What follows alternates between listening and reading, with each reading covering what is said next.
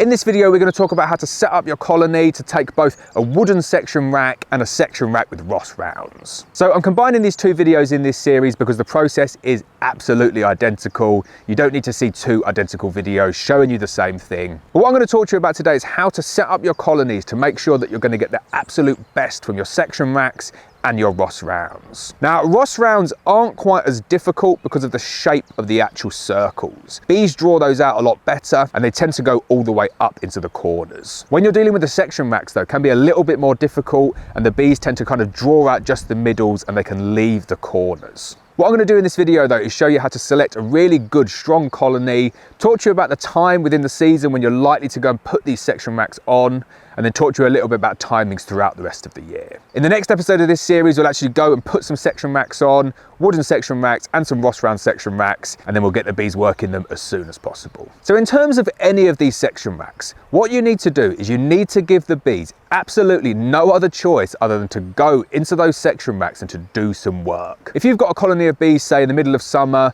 on a double brood box and it's got 4 supers on, and you go and put one of these section racks right at the top of that stack, the bees are just going to kind of laugh at you and say, absolutely no chance, we're not going in there.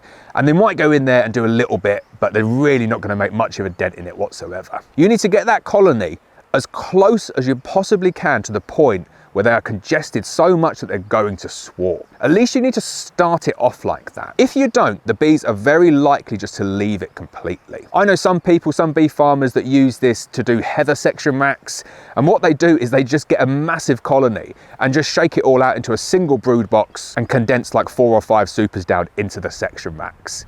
It's a very risky way of doing it, but it does work. And ultimately you're doing exactly the same thing, which is you're giving the bees absolutely no choice other than to go and work in those boxes. We'll cover that later on in this video.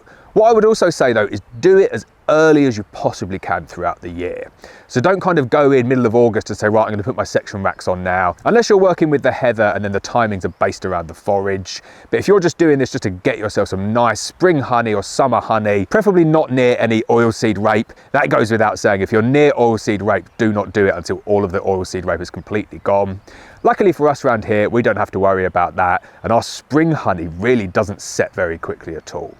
So I'm quite confident going in, doing it early in the season. You need to check that for yourself, that if your spring honey does set and granulates quickly, you really don't want that to be forming in your sections. So you're much better off waiting until the spring harvest is out of the way and then doing this the first couple of weeks of the summer harvest, just after the June gap. But the process is exactly the same. Condense the colonies down, get the racks directly on top of the brood frames, in between a queen excluder, and force the bees into those sections, and then you just need to pray for good weather. If you follow all of those tips there, you should have a really good chance of getting a nice crop in these section racks. I've done these a couple of times, both the normal section racks and the Ross round sections, and I've never had an issue.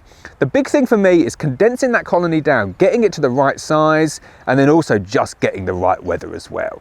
If you don't get the right weather, the bees are not going to draw it out, and if you don't condense them down, they'll go up into it, but you won't get the perfect formation right up into the corners, and you won't get them properly capped over at the end. So in the next episode of this series, I'm going to break it down. I'm going to do the section one on its own, I'll do the Ross round one on its own, and at the end of the year we're going to stitch all of these videos together and I'll show you from the very beginning to the very end for Ross rounds and wooden sections. So just to summarize what you need to do, identify your biggest, strongest colony. Don't do it on a weak colony. If you need to merge 2 colonies together to get a super big strong colony, you can do that. That's no problem. You need to make sure that you're putting the section rack directly above the brood box. Doesn't matter how many supers you've got on there, don't go putting it at the very top. Put it directly above the brood box because that's where it's likely to be the most warmest, and that's where it's likely for the bees to draw it out with good numbers of young bees. The next tip is to make sure you're condensing that colony down suitably. So if you're doing this in the middle of summer and you've got them on, say, like a double brood configuration of 4 supers, what I would suggest you do is take away some of those capped supers, maybe 2 or 3 depending on the time of year, replace it with this section rack, and you're going to force the bees into working it. You don't need to leave the bees like that for a long time because you will trigger the swarming impulse, but at least for like 3 or 4 days over the course of a good flow, and that will get the bees drawing it out. Once you've got it drawing out, wax all the way up into the corners, you can just treat it like a normal super.